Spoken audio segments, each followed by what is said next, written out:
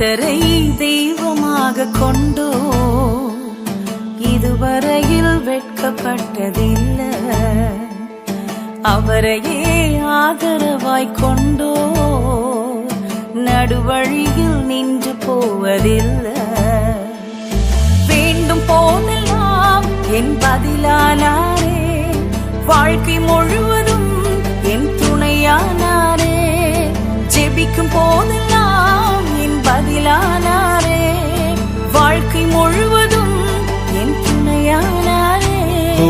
ஆராதிப்போமே அவரை முழுமனதாய், ஆராதிப்போமே அவரை தலைமுறையாய், ஆராதிப்போமே அவரை முழுமனதாய், ஆராதிப்போமே அவரை தலைமுறையாய்.